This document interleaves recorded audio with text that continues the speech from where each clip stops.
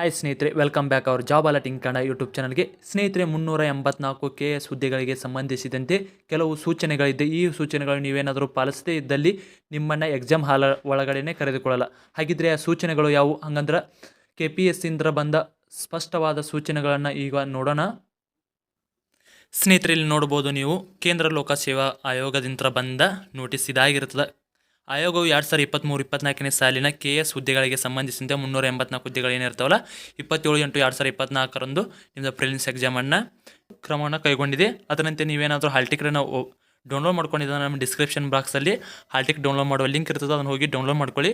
ಅದ್ರ ಜೊತೆಗೆ ಹೆಂಗಂದ್ರೆ ಈ ಪ್ರಿಲಿಮ್ಸ್ ಎಕ್ಸಾಮ್ಗೆ ಹೋಗುತ್ತಿರುವ ಅಭ್ಯರ್ಥಿಗಳು ಏನೇನೆಲ್ಲ ಸೂಚನೆಗಳನ್ನು ಪಾಲಿಸಬೇಕಪ್ಪ ಅಂತ ನೋಡೋದಾದ್ರೆ, ಅಭ್ಯರ್ಥಿಯು ಪರೀಕ್ಷೆ ಆರಂಭವಾಗೋಕ್ಕಿಂತ 2 ಗಂಟೆ ಮುಂಚಿತವಾಗಿ ಬೆಳಗ್ಗೆ 8 ಗಂಟೆಗೆ ಹೋಗಿ ಎಕ್ಸಾಮ್ ಹಾಲ್ ಹತ್ತಿರ ಅಥವಾ ಎಕ್ಸಾಮ್ ತೆಗೆದುಕೊಳ್ಳುವ ಪರೀಕ್ಷಾ ಕೇಂದ್ರಕ್ಕೆ ನೀವು ಹೋಗಿ ತಲುಪಬೇಕಾಗ್ತದೆ. ಬೆಳಗಿನ ಅಧಿವೇಶನಕ್ಕೆ ಅಂದರೆ ಮೊದಲನೇ ಎಕ್ಸಾಮ್ಗೆ 9:50 ನಂತರ ಬಂದ ಮತ್ತು ಮಧ್ಯಾಹ್ನದ ಅಧಿವೇಶನಕ್ಕೆ 1:50 ನಂತರ ಬರುವ ಅಭ್ಯರ್ಥಿಗಳನ್ನು ಪರೀಕ್ಷಾ ಕೇಂದ್ರಕ್ಕೆ ಪ್ರವೇಶ ನೀಡುವುದಿಲ್ಲ ಅಂತ ಹೇಳಿದ್ದಾರೆ. ಅಭ್ಯರ್ಥಿಗಳು ತರಬೇಕಾದ ಕಡ್ಡಾಯ ದಾಖಲಾತಿಗಳು ಯಾವಪ್ಪ ಅಂತ ನೋಡಿದರೆ, ಪರೀಕ್ಷೆಯ ಪ್ರವೇಶ ಪತ್ರ, ಒಂದು ಅಡ್ಮಿಟ್ ಕಾರ್ಡನ್ನು ತೆಗೆದುಕೊಳ್ಳಬೇಕು ನೀವು, ಮೂಲ ಗುರುತಿನ ಚೀಟಿ, ಆಧಾರ್ ಕಾರ್ಡ್ ಪ್ರತಿಯೊಬ್ಬರ ಹತ್ತಿರ ಇರ್ತದೆ, ಕಡ್ಡಾಯವಾಗಿ ಆಧಾರ್ ಕಾರ್ಡ್ ಒಯ್ದು ಉತ್ತಮ ಅನಿಸ್ತದೆ. ಅದರಂತೆ ಪಾಸ್ಪೋರ್ಟ್ ಸೈಜ್ ಪಾಸ್ಪೋರ್ಟನ್ನು ತೆಗೆದುಕೊಳ್ಬೋದು, ಅಥವಾ ಪ್ಯಾನ್ ಕಾರ್ಡ್ ಒಯ್ಬೋದು, voter ID, Aadhaar card, government employee ID ಅಥವಾ ಡ್ರೈವಿಂಗ್ ಲೈಸೆನ್ಸ್, ಇವುಗಳಲ್ಲಿ ಯಾವುದಾದ್ರೂ ಒಂದನ್ನು ತೆಗೆದುಕೊಂಡು ಹೋಗ್ಬೋದು.